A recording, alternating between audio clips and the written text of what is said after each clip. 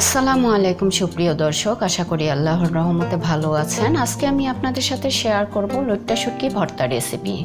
অল্প সময়ে কোনো রকম ঝামেলা ছাড়া সুস্বাদু মজার এই ভর্তাটি করে নিতে পারবেন। যারা শুটকি খেতে পছন্দ করেন, আশা করছি আজকের এই রেসিপিটি তাদের কাছে ভালো লাগবে।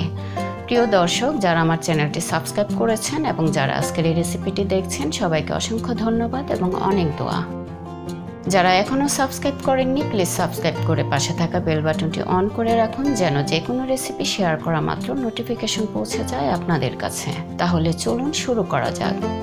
লইট্টা শুটকি ভর্তার জন্য আমি এখানে ৮-৯টি লইট্টা শুটকি নিয়েছি ৬০টি শুকনা মরিচ। আমি আমার প্রয়োজন মতো উপকরণগুলো নিয়েছি, আপনারা আপনাদের প্রয়োজন মতো উপকরণগুলো নিয়ে নেবেন। যেহেতু এই ভর্তাতে পেঁয়াজের পরিমাণ বেশি দিতে হয়, এজন্য এখানে ১ কাপ পেঁয়াজ কুচি নিয়েছি, আর ফালি করে রসুন নিয়েছি 1/3 কাপ। পানি ফুটে উঠতেই এর মধ্যে দিয়ে দিচ্ছি কেটে রাখা শুটকি।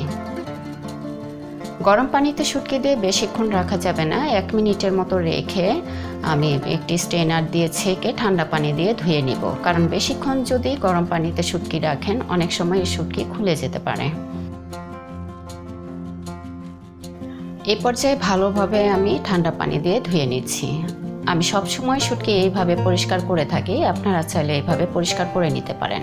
ফ্রাই প্যানে দিয়ে দিচ্ছি শুকনা মরিচ দিয়ে মুচমুচে করে ভেজে নিচ্ছি। মরিচ ভাজা হয়ে গিয়েছে, মরিচ তুলে এর মধ্যে দিয়ে দিচ্ছি পরিমাণ মতো তেল গরম হতে এর মধ্যে দিয়ে দিচ্ছি ধুয়ে রাখা শুটকি। এই পর্যায়ে চুলার ফ্লেম মিডিয়াম এবং লো ফ্লেমের মাঝামাঝি রেখেছি। খুব বেশি সময় ধরে ভাজতে যাবেন না, তাহলে শক্ত হয়ে যাবে। আমি এখানে 2 মিনিটের মতো ভেজে নিচ্ছি। এইভাবে তেলে প্রথমে শুটকিটা ভেজে নিলে শুটকির মধ্যে যে একটা গন্ধ আছে, সেই গন্ধটা পাওয়া যায় না, আর খেতেও ভালো লাগে।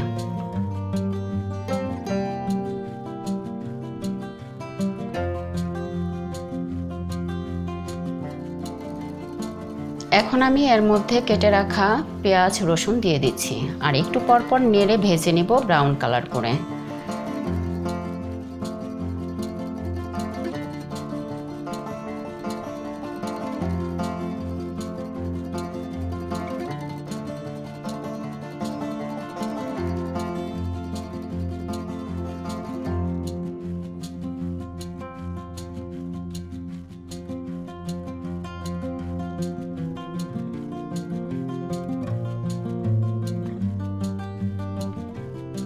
ব্রাউন কালার করে ভাজা হয়ে গিয়েছে, এই পর্যায়ে চুলাটা অফ করে দিচ্ছি।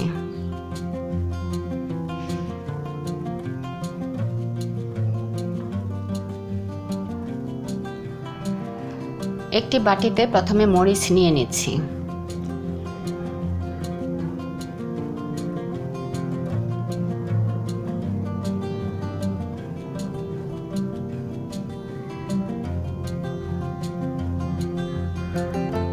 মরিচ লবণ দিয়ে মেখে এর মধ্যে ভেজে রাখা শুটকি দিয়ে দিচ্ছি।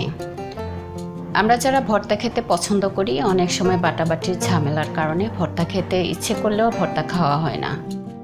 আশা করছি এইভাবে যদি আপনারা বাসায় ট্রাই করেন, তাহলে অনেক ভালো লাগবে আপনাদের কাছেও। আপনারা চাইলে এই ভর্তার সাথে ধনেপাতা ব্যবহার করতে পারেন।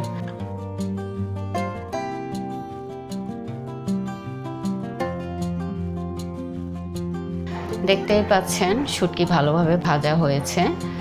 ঠিক এইভাবে নরম যেন থাকে খেয়াল করে শুটকি ভেজে নিতে হবে। যেহেতু হাত দিয়ে এই ভর্তা বানাতে হবে, এই জন্য শুটকি যেন শক্ত না হয় ভাজার সময় খেয়াল রাখতে হবে।